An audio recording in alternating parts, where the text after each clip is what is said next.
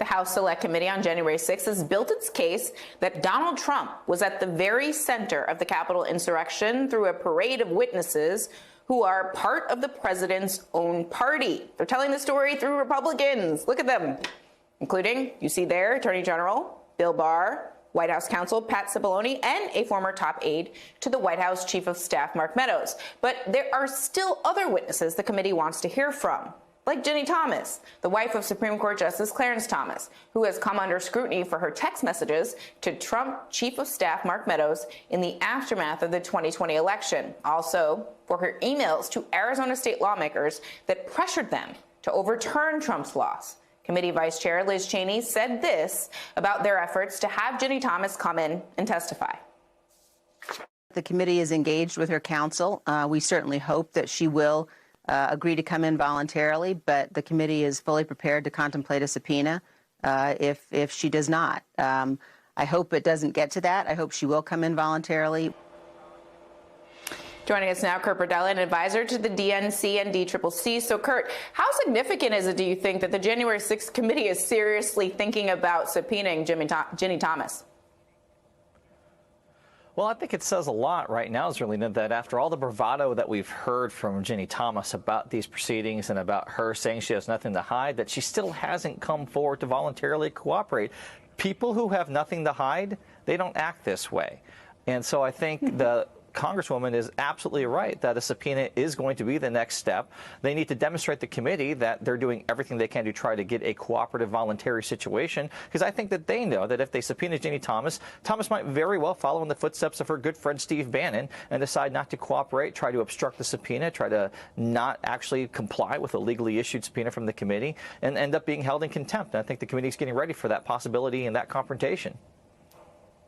I can't even imagine that day that the headline is wife of Supreme Court Justice of the United States defies congressional subpoena. I just process that for a second. But that's where we are now, potentially. What information do you think the committee wants to hear from Ginni Thomas? I mean, remind us how she fits into the story that we've heard over the course of 8 hearings. Well, I think that it's a very serious thing, Zerlina, that we could have potentially a situation where the wife of a sitting Supreme Court justice helped plan an insurrection against another branch of government. That's something that really blows my mind and should really terrify everybody, that's a potential line of inquiry here. Our entire system is predicated on the separation of powers, on check and balance.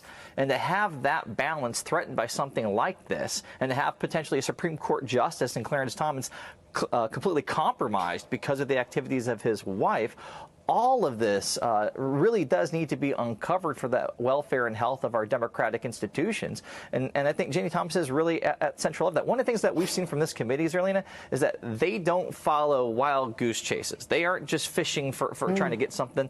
They have the goods. They know what they're doing. They've been very deliberate, very calculative, and they've always delivered when push comes to shove. I expect this would be no different. I want to turn to another topic getting a lot of attention right now, and that's the topic of Congressman Matt Gaetz. He was at an event and he made these comments. It was a conservative youth conference, and this is about pro-choice women. Let's just play it. Have you watched these pro-abortion, pro-murder rallies? The people are just disgusting. Why is it that the women with the least likelihood of getting pregnant are the ones most worried about having abortions? Nobody wants to impregnate you if you look like a thumb.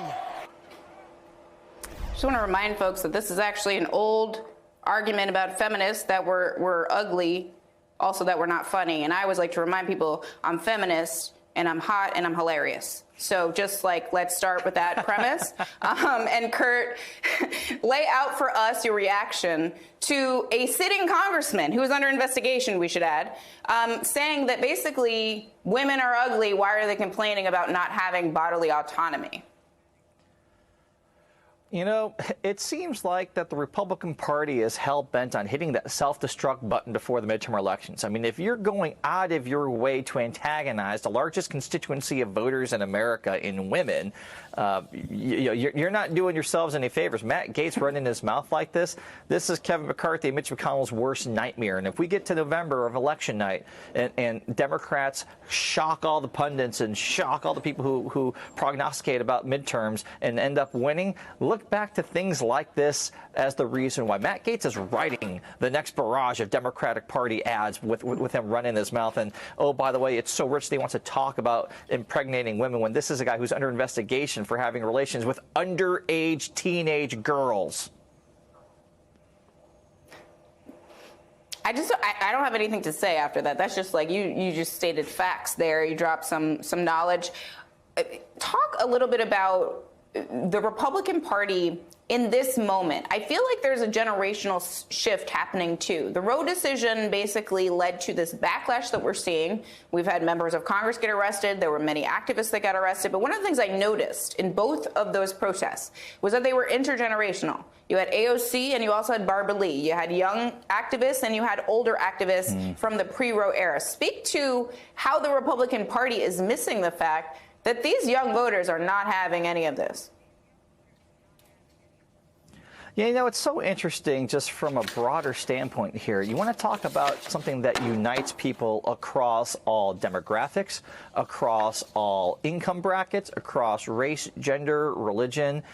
Women understand that they have been the most marginalized constituency in United States history. When you look at how they've been treated, when you look at the sexism and the chauvinism that they've had to overcome in their lives, every woman understands that. And for the Republican Party to masquerade around and mock it, to make fun of it, to antagonize it, to not respect it, it's like, what are you doing? Again, politically, it's just complete nonsensical, and it's almost political suicide here, the way that they're carrying on and just gloating, openly gloating. And really, this is a party that's decided to watch The Handmaid's Tale and make that their creative direction going forward. That's the vision and portrait of America that they see and that they're trying to impose on everybody else. And I just think that it's both morally reprehensible, but also it's just a big political loser, and it's going to cost them dearly in November. So this is the beginning of the Trump era. I'm not putting on the red outfit. Listen, I'm not putting it on. Kurt Bardella, I really appreciate talking to you today. Thank you so much. Please stay safe.